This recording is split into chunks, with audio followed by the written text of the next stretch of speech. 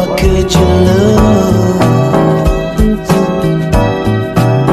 Well, for one, her heart belongs to another. Halo semuanya, kenalin aku Nadia Nailimuna dari Manajemen 2020 dengan NIM 042011233194. Oke, sebelumnya kita bahas dulu nih, apa sih pengambilan keputusan itu? Decision making atau pengambilan keputusan merupakan bagian dari proses pemecahan masalah yang lebih besar, di mana berfokus di sekitar masalah utama pilihan antara beberapa tindakan alternatif. Berikut merupakan steps in decision making process. Step pertama yaitu identify and define the problem. Step kedua generate and evaluate alternative course of action. Step ketiga decide on a preferred course of action. And step keempat implement the decision. Dan step terakhir yaitu evaluate the result. Jadi dapat kita simpulkan bahwa pengambilan keputusan yaitu memilih satu alternatif terbaik dari berbagai alternatif yang telah disajikan untuk diimplementasikan terhadap bisnis yang kita jalankan. Perusahaan yang menjadi bahasan proses pengambilan keputusan di video ini adalah Burberry, di mana Burberry adalah merek mewah Inggris yang didirikan pada 1856 dan berkantor pusat di London, Inggris. Kita mulai dengan step pertama yaitu identify and define the problem of Burberry. Burberry merupakan salah satu merek dari Inggris yang sudah berdiri kurang lebih selama 150 tahun lamanya. Maka tak heran salah satu merek high class fashion ini dianggap sangat kuno.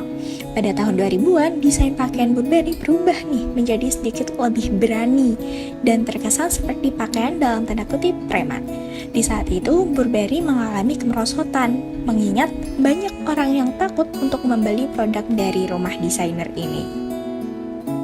Selanjutnya kita masuk nih ke step kedua, yaitu generate and evaluate alternative course of action.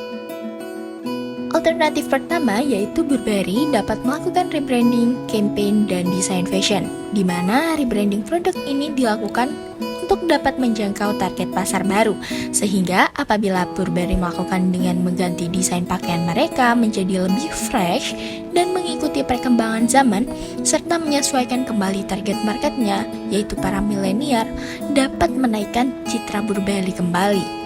Sedangkan alternatif kedua yaitu Burberry dapat melanjutkan konsep yang telah digunakan, lalu cukup melakukan pembenahan dalam marketingnya.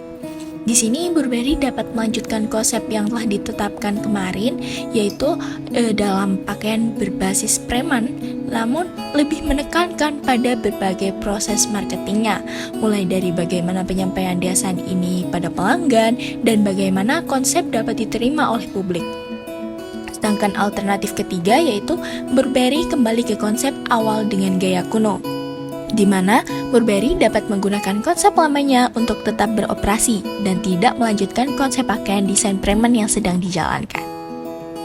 Lalu kita masuk ke step ketiga yaitu decide on a preferred course of action. Di sini alternatif satu menjadi sangat menguntungkan, di mana Burberry melakukan rebranding desain, fashion, dan campaign.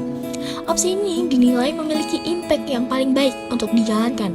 Hal ini dikarenakan tujuan rebranding adalah untuk menciptakan citra atau kesan baru yang lebih menarik bagi konsumen. Setelah melihat konsumen merespon atau masyarakat merespon dengan adanya konsep sebelumnya, maka keputusan rebranding dapat menjadi solusi yang tepat. Hal ini dapat dilakukan dengan memberikan penekanan pada konsep high class fashion yang telah dimiliki oleh Burberry. Lalu beranjak ke step keempat, yaitu implement the decision. Akhirnya di tahun 2011, Burberry akhirnya melakukan rebranding sebagai brand jadul. Contoh rebranding produk ini dilakukan untuk dapat menjangkau target pasar baru, yaitu milenial. Mereka juga menggunakan model wanita yang populer saat ini seperti Kate Moss dan Emma Watson untuk brand fashion mereka. Langkah ini cukup dikatakan berhasil mengubah citra brand pakaian preman yang menjadi produk klasik yang elegan. Kemudian Burberry juga melakukan inovasi ruang digital, di mana Burberry maju dan menggali lebih dalam ke ranah internet dengan akun media sosial aktif. Keterlibatan digital dengan konsumen dan streaming langsung di acara-acara mode. Beranjak ke step kelima atau step terakhir dari decision making proses ini yaitu evaluate result. Hasilnya, Burberry mengalami kenaikan penjualan sebesar 27% dan terus mengalami kenaikan di tahun berikutnya. Bahkan, Burberry mampu melakukan ekspansi ke Cina dengan sukses. Oke, sekian dulu konten buat pengambilan keputusan dari Burberry. Semoga teman-teman bisa belajar ya dari konten ini. See you in the next content.